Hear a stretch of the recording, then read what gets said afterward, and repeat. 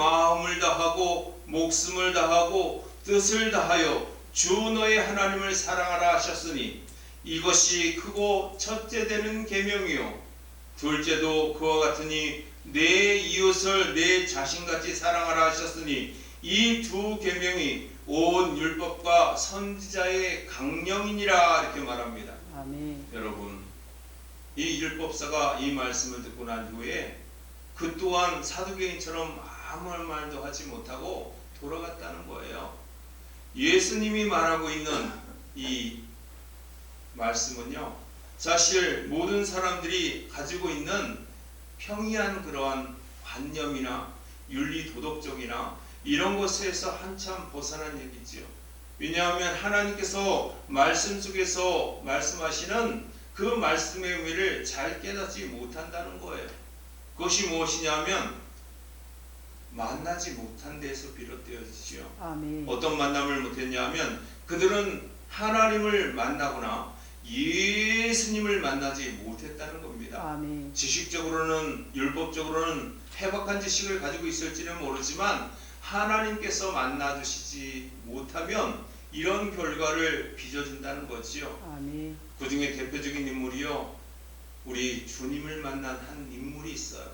하나님을 섬겼지만 그러나 그 사람은요, 하나님만 알고 율법주의자로서 온전한 당대의 가장 대학자 가말리엘에서 수학을 했던 수제자이고, 그리고 그가 율법에는 나는 흠이 없는 자로다 말할 수 있을 만큼 능한 한 사도가 있지요. 그는 이름은 예수를 만나기 전에 사울이었어요. 다메섹에서 그가 예수님을 만나고 난 이후에 그의 이름은 바울로 바뀌었다는 거예요. 아멘. 그리고 이 바울은요, 예수님을 만나고 난 이후에야 결단코 이 온전한 믿음이 무엇인지를 알았다는 거예요. 아멘. 그리고 자기를 헌신하기로 다짐합니다. 로마에 가서 당신이 죽을 거라는 것도 알고 있었어요.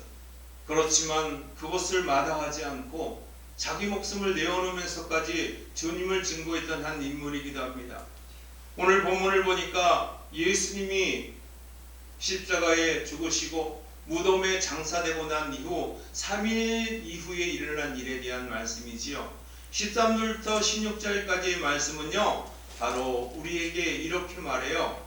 체험하라는 거지요. 아멘. 부활의 주님을 만남의 은혜를 체험하라 이렇게 말해요. 아멘. 두 제자, 한 사람의 이름은 나와 있지만 한 사람의 이름은 나와 있지 않아요. 왜냐하면 그것은 성경에서 우리에게 시사하는 바가 있어요. 두 사람이 이제 엠마오로 가는 길이지만 그러나 이 엠마오로 가는 한 사람은 18절에 글로바라고 하는 이름으로 나와 있고 또 한 사람은 누군지 나와 있지 않아요. 그건 성경에서 말하지 않아도 된다는 의미를 부여하기도 합니다. 누구인지 알 필요 없어요. 주석서를 보거나 그리고 신학자들의 책들을 보면서 그가 누구인가 의아심을 가질 필요 없어요. 그럴 필요가 없기 때문이겠죠. 부활의 주님을 만나는 이 두 사람, 그러나 그들은요 부활의 주님을 알아보지 못해요. 왜 알아보지 못할까요? 성경에는 왜 알아보지 못하는지에 대한 말씀을 증거하진 않아요. 그러나 그들이 예수님께서 찾아오셔서 그들에게 말씀을 증거해 줄 때 그들의 마음이 어떻다고요? 뜨거워졌다라고 말하고 있기 때문에. 아멘. 사랑하는 성도 여러분, 부활의 주님을 만나면 은혜를 체험할 수 있다는 겁니다. 아멘. 아직도 은혜 체험이 없다면 간구하십시오. 아멘. 그리고 기도하십시오. 하나님은요 우리에게 은혜를 체험하고자 하는 자에게는 반드시 은혜를 주시는 분이라는 사실을 기억하시기 바랍니다. 아멘. 고린도전서 15장 20절과 22절에는 이렇게 말합니다. 그러나 이제 그리스도께서 죽은 자 가운데서 다시 살아나사 잠자는 자들의 첫 열매가 되셨다 이렇게 말하고 있어요. 아멘. 첫 열매가 되셨다. 그리스도께서 죽으시고 난 이후에 부활하심을 통해서 첫 열매를 우리에게 맺었다는 거예요. 아멘. 그러면서 15장 22절에는 사망이 한 사람으로부터 말미암았으니, 이 한 사람은 아담과 이브를 얘기하는 거겠지요. 그리고 죽은 자의 부활도 한 사람으로 말미암는도다 이렇게 말합니다. 아멘. 죽음과 부활도 예수 그리스도로 결론 지어진다는 거예요. 아멘. 여러분, 죄의 유업이라고 말하죠. 죄가 유전됐어요. 아담과 하와가 창세기에서 하나님이 명령하신 그 명령에 불순종함을 위해서 죄를 짓고 난 이후에 선악과를 먹고 난 이후에 그 죄는요 대대손손 내려왔다는 거예요. 무엇인가 그 죄를 없애야 되는 일이 있었는데 그 없애신 분이 예수 그리스도였다는 거예요. 아멘. 그 죄를 사하여 주심으로 하나님께 나아가는 길이 열어지고 아멘. 하나님을 직접 만날 수 있는 은혜를 누렸다는 거지요. 아멘. 사랑하는 성도 여러분, 그렇다는 겁니다. 오늘 본문은 13절부터 16절 말씀은 너무 기니까 읽지 않겠지만은 우리가 부활의 주님을 만나는 은혜를 여러분 체험하라 이렇게 말씀하고 있어요. 아멘. 날마다 체험하는 저와 여러분 되기를 주님의 이름으로 축원합니다. 아멘. 두 번째 교훈은요 17절부터 24절까지의 말씀이에요. 17절부터 24절은 이렇게 말합니다. 예수님께서 이제 길 가고 있는 두 제자에게 물어보지요. 너희가 길 가면서 서로 주고받고 하는 이야기가 무엇이냐라고 물어봅니다. 사실 예수님께서는 당사자이기 때문에 예수님이 그 일을 모를 리가 없지요.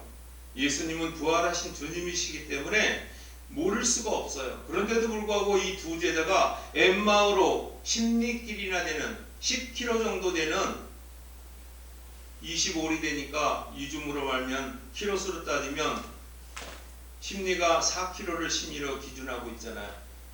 그러면 심리 10km 정도 되겠죠. 거리상으로는. 이 거리를 가고 있을 때 이 두 제자에게 나타난 예수님이 길 가면서 서로 주고받는 이야기 정말 궁금해서 물어본 것은 아닐 거예요. 성경은 그렇게 말하고 있지는 않지만 물어보았다라고 말합니다. 그랬을 때 두 사람의 표정을 한번 보십시오. 두 사람이 슬픈 빛을 띠고 머물러 섰다 이렇게 성경은 말해요. 슬픈 일로 그들은 기억하고 있다는 거예요. 예수님 십자가에 죽으시고 무덤에 장사 지내고 난 후에 3일 만에 부활하시겠다라는 말씀은 누누이 예수님께서 제자들에게 말씀을 하셨어요. 말씀을 하지 않은 게 아니라 누누이 그들에게 3일 만에 나는 부활하리라 라고 말씀하셨습니다. 이미 일어나지 않은 일에 대하여 이미 예수님은 그들에게 다 알려주었다는 거예요. 아멘. 그리고 3일 만에 부활했다는 것을 이 에마오로 가는 두 제자도 들었다고 말합니다. 왜냐하면 마리아라고 하는 인물이 어떤 여자들이 우리를 놀라게 하였다 이렇게 22절에 말하고 있기 때문이에요. 왜 놀랬냐 하면 이는 그들이 새벽에 무덤에 갔다가 그의 시체를 보지 못하고 그가 살아났었다는 천사들의 나타남을 보았다 이렇게 말했기 때문이에요. 천사들을 만났다는 거예요. 그래서 놀랐다라는 거지요. 부활한 주님을 만났음에도 불구하고 이들이 예수님의 제자임에도 불구하고 그들은요 두 번째 교훈을 우리에게 이렇게 말씀하는 거지요. 예수 그리스도의 정체성을 바르게 아는 믿음을 소유하라 이렇게 말해요. 아멘. 예수님이 누구입니까?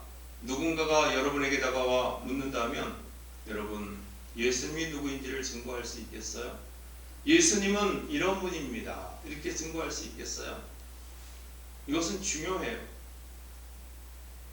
예수 안 믿으면 천국에 가지 못하고 불신지옥. 예수 믿으면 천국 갑니다.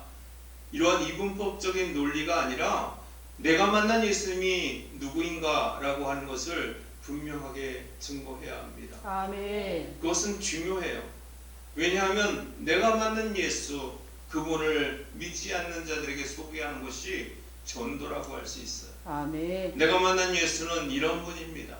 나에게 있어서 이런 분으로 저에게 다가왔습니다. 아멘. 이런 고백을 하는 것이 예수님을 전할 수 있는 예수의 정체성을 확실하게 믿음으로 증거할 수 있는 일이라는 거예요. 아멘. 신학적으로 예수님의 정체성은 이런 것이다. 첫 번째, 두 번째, 세 번째, 네 번째 이렇게 정형화시켜가지고 말씀을 증거하는 것이 아니라 내가 만난 예수님, 그 예수님을 올바르게 전하는 것이야말로 우리가 살아가야 될 의미이고 목표이기도 합니다. 아멘. 많은 사람들이요, 예수님 어떻게 증거할까 생각하고 있어요. 내가 만난 예수님을 증거하면 됩니다. 그 이상도 그 이하도 아니라는 거지요. 오늘 본문은 그렇습니다.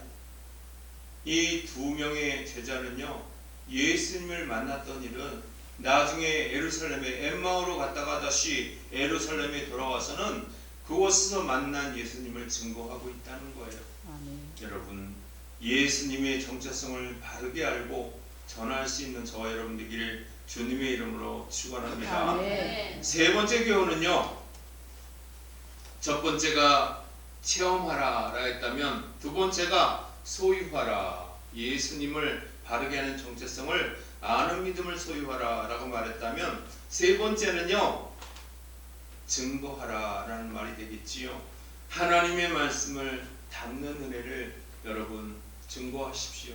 아멘. 이 증거하기 위해서는 하나님의 말씀을 여러분의 마음에 담아야 합니다. 아멘. 그래야 잘 지킬 수가 있어요. 담지 않고 흘려보내면 여러분, 우리 마음속에 하나님의 말씀을 담지 아니하면 여러분 실족하기 좋아요. 세상은 우리를 미혹하기에 아주 적정하게 준비되어 있습니다.